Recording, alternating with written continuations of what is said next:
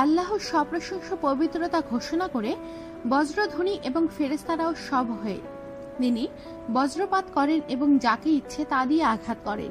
তারপরও তারা আল্লাহর সম্পর্কে বিতণ্ডা করে, অথচ তিনি মহা শক্তিশালী। তাফসির। আলোচ্য আয়াতে বজ্রপাত বিষয়ে বর্ণনা করা হয়েছে। বজ্রপাত ও মেঘের গর্জন প্রকৃতিরই নিয়ম। মহান আল্লাহ প্রকৃতিতে এই নিয়ম নির্ধারণ করে দিয়েছেন। বজ্র ও মেঘ আল্লাহর অপারে বিস্ময়কর সৃষ্টি। কোন কুশলী স্রষ্টার পরিচর্যা ও রক্ষণাবেক্ষণ ছাড়া এগুলো পরিচালিত হতে পারে না। অকারণে আকাশে মেঘ ধরে না, বজ্রপাত হয় না। অসীম ক্ষমতাবান আল্লাহর কুদরত ছাড়া এটাকে আর কিভাবে ব্যাখ্যা করা যায়? কিন্তু আশ্চর্য হলো এত সব নিদর্শন দেখেও অবিশ্বাসীরা স্রষ্টার অস্তিত্বে বিশ্বাস করে না। শানে নজুল। হযরত আনাস রাহমাতুল্লাহ আলাইহি বর্ণনা করেছেন, একবার মহানবী সাল্লাল্লাহু আলাইহি ওয়াসাল্লাম আরবের এক অহংকারী লোককে ডেকে আনার জন্য একজনকে দায়িত্ব দেন। লোকটি তাকে ডাকতে গিয়ে বলল, রাসূলুল্লাহ সাল্লাল্লাহু আলাইহি ওয়াসাল্লাম তোমাকে ডেকেছেন। অহংকারী লোকটি বলল, রাসূলুল্লাহ কে?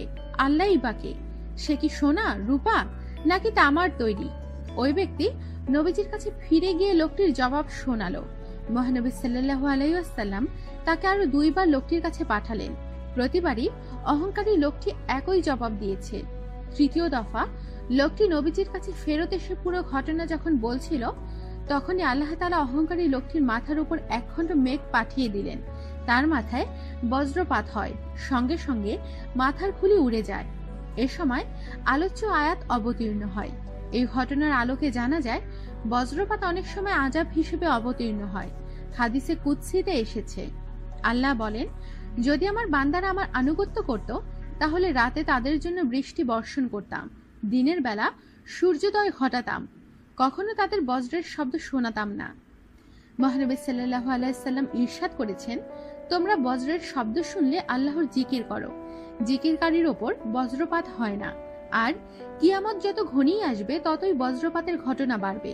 এমনকি এক অঞ্চলের মানুষ অন্য অঞ্চলে গিয়ে জিজ্ঞাসা করবে, আজ সকালে তোমাদের মধ্যে কার উপর বজ্রপাত হয়েছে?